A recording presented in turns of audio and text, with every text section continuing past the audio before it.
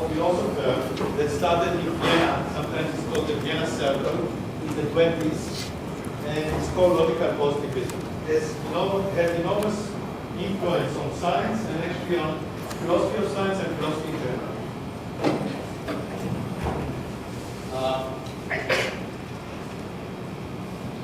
Now, the received view is not clear that there is anybody who actually believes everything. It's kind of maybe a big caricature or exaggeration of many views and beliefs that people do have nowadays about science. So people adopt various aspects of this view, and sometimes they're a little bit weaker than the way, but in order to be clear, in order to understand better, I mean, the received view and how different and how much of a revolution was Kuhn's philosophy has created, I mean, it's better to understand it in its most simple terms.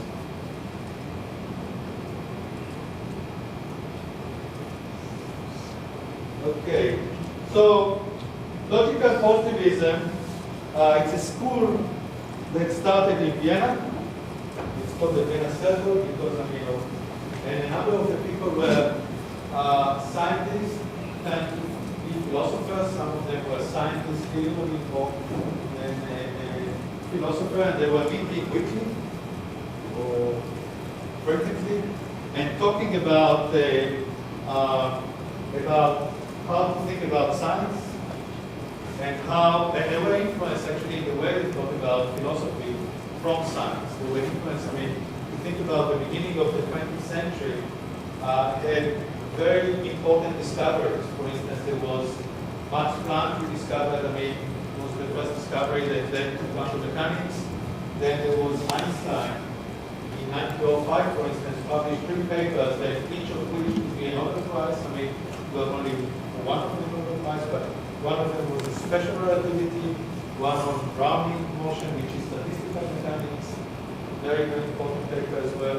And the other one was on the photoelectric effect, for which he actually got the Nobel Prize for his contribution to quantum mechanics. And then Einstein came with the general theory of relativity, which is also important to be considered one of the pillars of modern physics. So both quantum mechanics and the theory of relativity influence very much the thinking. So, for instance, the thinking about time, remember simultaneity.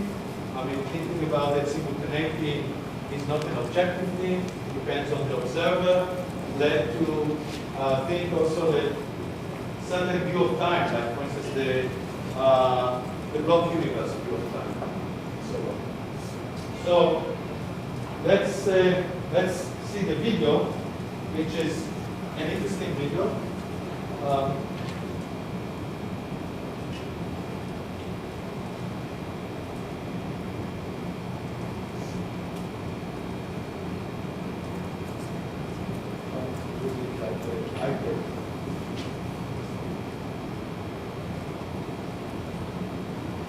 Okay, so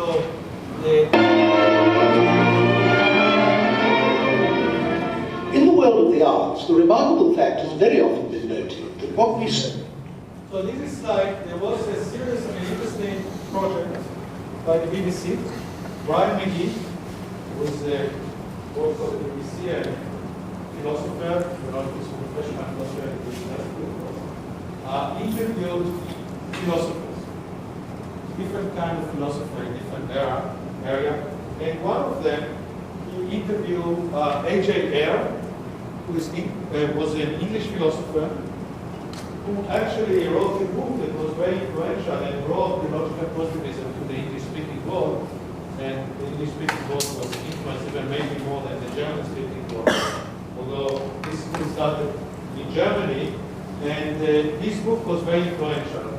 So the interview, it's actually 4 parts interview, is about 1 hour. We're not going to see more than 9 minutes. But this is the first part of the interview of Brian McGee with A.J. Ayer. Still think of as modern painting, and modern music, and modern poetry, and a modern novel, all developed working simultaneously. They all got going in the early years of this century and first became fashionable in about the 1920s. And in all the arts, modernism has had some strikingly similar consequences. For instance, in each of the arts there was a turning away from the unself-conscious depiction of the world or of experience, and a turning in on itself. Art actually became its own subject matter.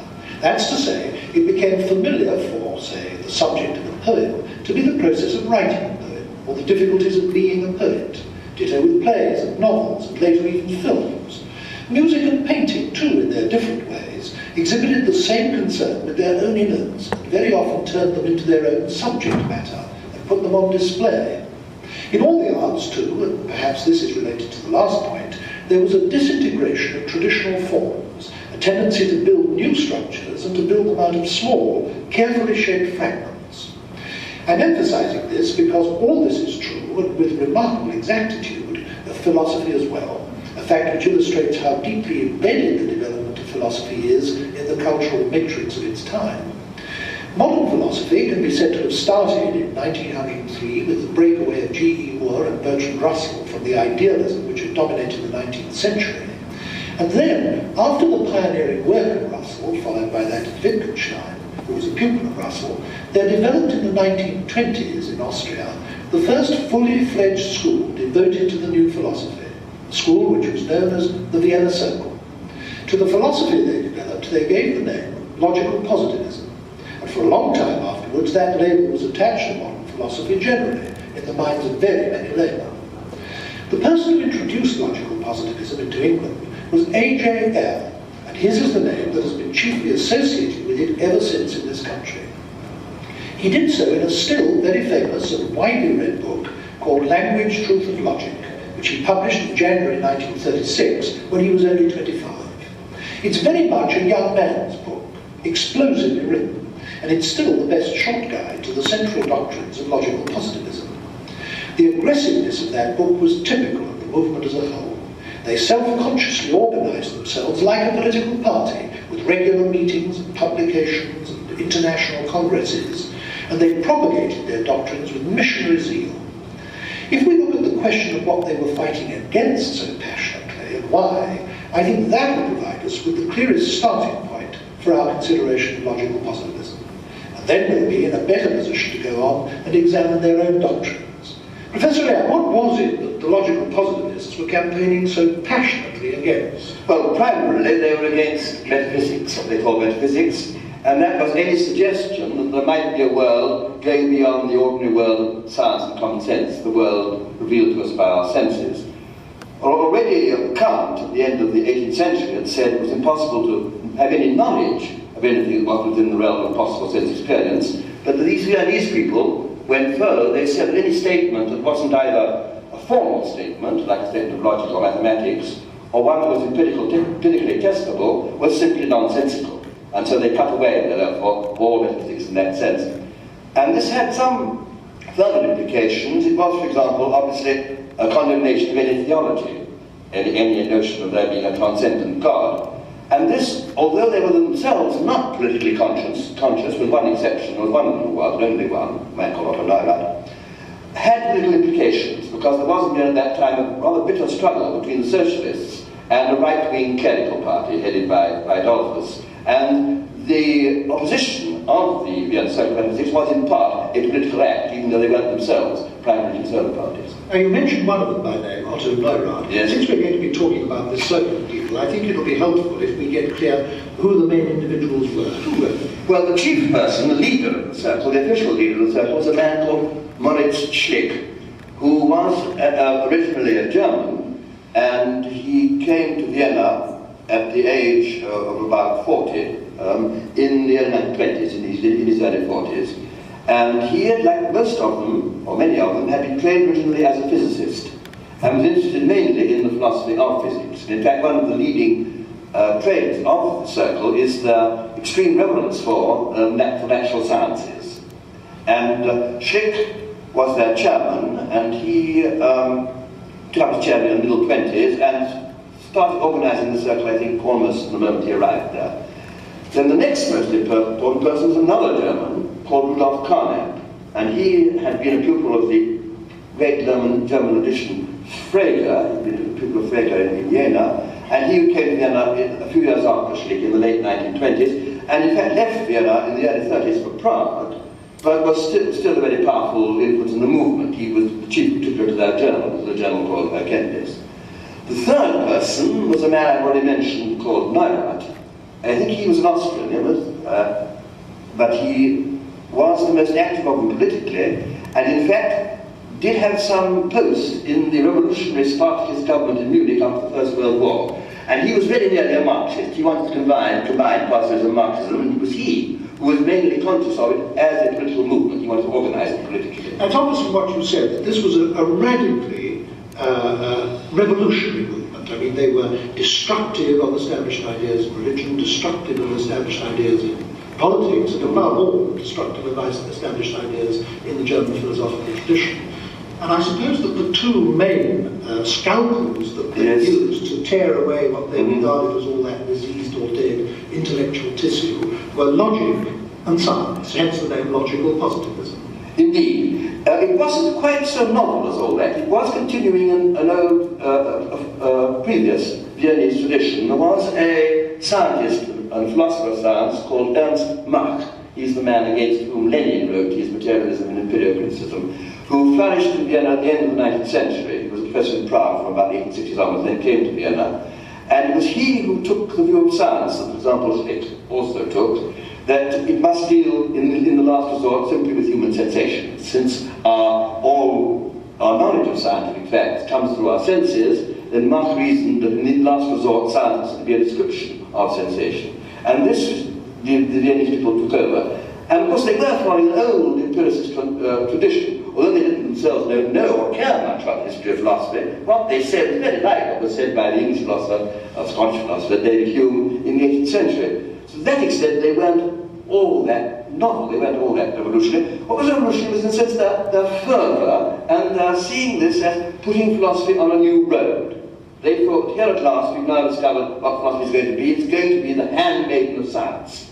It wasn't so much that they used science in their philosophy, as that they thought that the whole field of knowledge was taken up by science. I mean, science describes the world. The only world there is this world, the other things around us and so on, and this is what science describes. And there isn't any other domain that philosophy can occupy itself with. Then what can it do? All it can do is analyze and criticize the theories, the concepts of science. That's how science came in. Logic came in as supplying them with a tool. Logic had remained pretty much stagnant since the days of Aristotle. And then at the beginning of the 19th century, it took a move forward. There were some precursors, there were Boole and De Morgan, but the real jump came at the end of the 19th century with Frege in Germany, and as we also said earlier, Russell and Whitehead in England. And this generalized logic more widely. It didn't actually refute Aristotle. They showed Aristotle's work as in corner of logic, but they delivered a much more wide-reaching, far-ranging logic, which provided them with a very powerful tool of analysis, enabled them to express things much more precisely. And since they were very interested in structure, since they thought that science was largely concerned with structure, with relations between things, the development originally by Schroeder and Peirce in the 19th century, and by Russell and Whitehead and Penn, of logical relations gave them a tool. It gave them a tool of philosophical analysis. Okay. Was it too fast? Did it make sense? Some sense. Some? Just some? No, sure. Okay. So, anyway, let's try to make more sense. One thing that we learned from the video is that they saw themselves as modernists, kind of revolutionary in a sense, bringing a new philosophy to the sciences and in general. The old philosophy was more like learning history of philosophy. You learn Plato, you learn Aristotle, you learn Kant. It was idealist philosophy. You cannot know the world as it is. I mean, just what they did, they thought that one should do away with a lot of these things. So, for instance, because of their influence, there is less and less study of history of philosophy.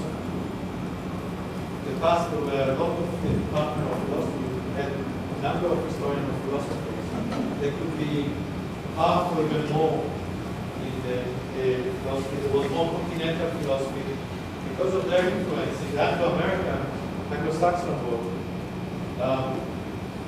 There is very little history of philosophy, and if there is a history of philosophy, it's done. It was very much influenced by the way they do philosophy.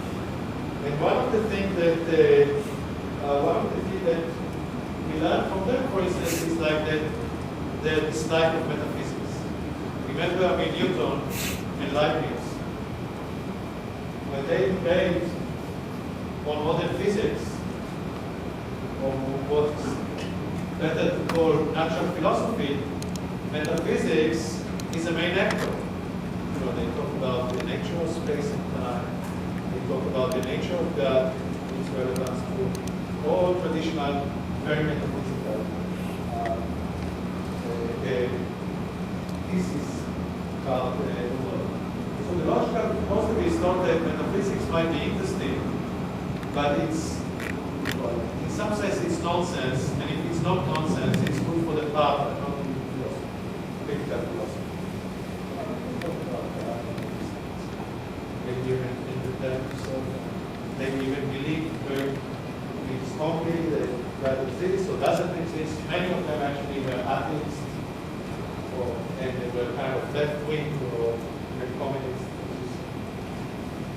Many of them actually had to escape Germany or Austria, either because they were Jewish or because they were like left-wing and would have likely, I mean, been prosecuted by the Nazi regime.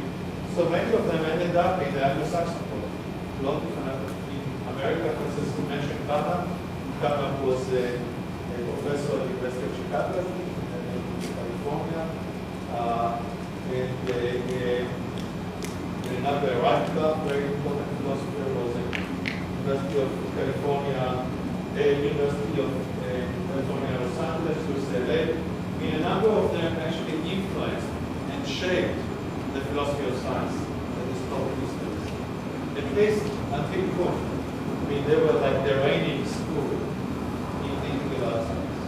So, although the view that we see here, I mean, it's not the view, it's not the view, it's not the view, it's not the view that maybe logical positivists had exactly, but it's a view that was influenced by and shaped by. Another thing that, I mean, the logical positivists use, and you see already in Popper's view, the importance of logic as a tool of reason. So Popper used modus tollens, I mean, to show that falsification and the scientific method should be relied on logic. That you have to formalize things. That before philosophy was too wishy-washy. You know, it was like talking about it could be figure elevation because we talk about infinity, we talk about God, we talk about all these things, but it wasn't precise. They took actually science as a kind of model of doing philosophy. So they were influenced, I mean, ironically, they were influenced by science, but then actually they shaped the way scientists think later on about the science. So this is and they emphasize the importance of empirical facts. That knowledge comes from the senses and observation. Obviously, observation, I mean, then becomes very important in scientific knowledge. So you can see Popper was not a member, but he was like arguing against them, but he shared a lot of the view. I mean, sometimes those who argue the most, viciously against each other, I mean, basically are on the same path. Two Marxists, I mean, groups, I mean, are willing to kill each other. I mean, even more arguing against each other than arguing against, the other natural enemies. So, in some sense, Popper was, I mean, very much, I mean, in this frame of mind. And he was also in Vienna. Okay, so the distinction according to the received view. So that's the received view. That's the view that many times, I mean, is influenced days, at least among scientists. So there is science is empirical, according to testimony, falsifiable. Pseudoscience is not falsifiable, and you can recognize properly. So the post-epistemology started with this view, and some of them, like Hannah, try to reduce all theories into observation, to show that theories are no more than economic way of bringing together observation. They didn't like the idea that there are like things like electron, for instance, that you cannot observe. So they say electron is whatever you can, check in certain experiments and so on, and they try to reduce it. They failed, Kahneman failed, but it was very influential. So the heart of science is the empirical part of it, and that's what shaped the way to think about science.